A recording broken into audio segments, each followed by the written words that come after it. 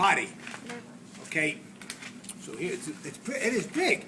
It's very, very big. Okay, and so you have a right lobe, you have a left lobe. Okay, fine. What would this blood vessel be, for curiosity? Inferior vena cava. Inferior vena cava, correct. Inferior vena cava. You see here, these would be hepatic veins. Over here, you see?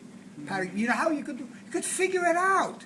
You have to know, the flow of blood. You could, obviously, if this is an inferior vena cava, what's going into the inferior vena cava from the liver? Hepatic veins, by default.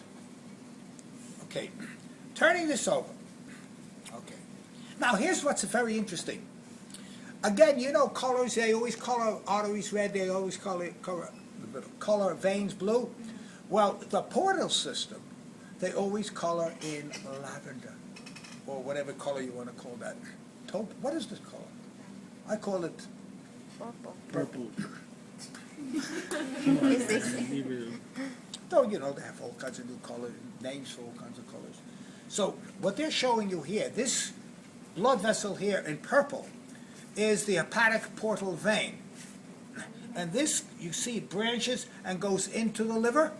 See how it goes into the liver? Where did this come from? Came from the small intestine. Here is the gallbladder. What duct comes out of the gallbladder?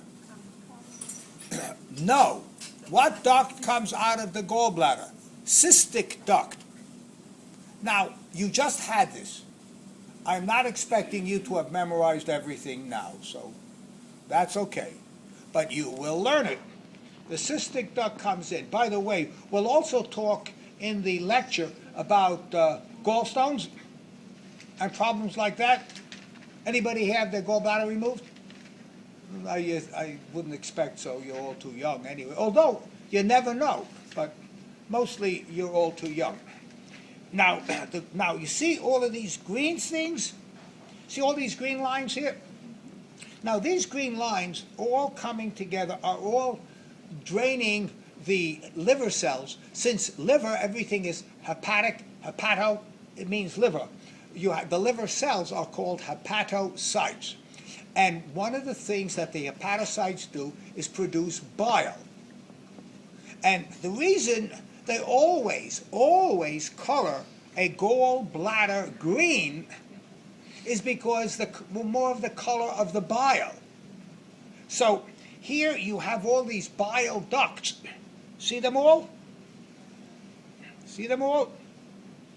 And these bile ducts are all coming together to a hepatic duct.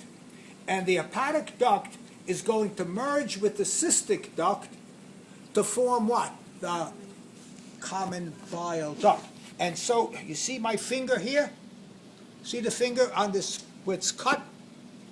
That would be the common bile duct right now. The cystic duct is this. The common bile duct is this. Question. Where is this common bile duct going to go? We've said it already. Here. Where is the common bile duct going to go? Into the duodenum. Remember we mentioned this? By the way, what is it going to do?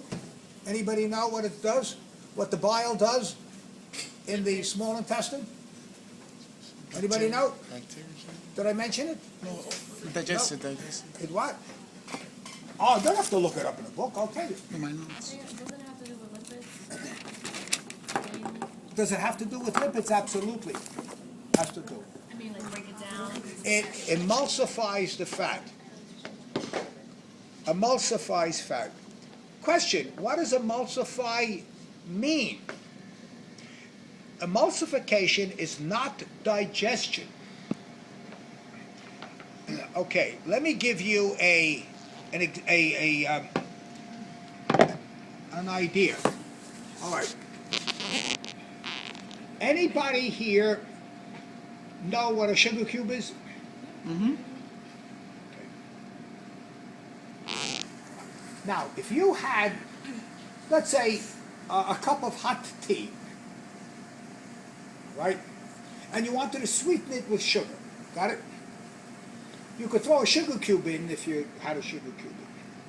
Or you could take a spoonful of granulated sugar,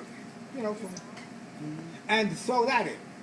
Question, which would you think would dissolve the fastest?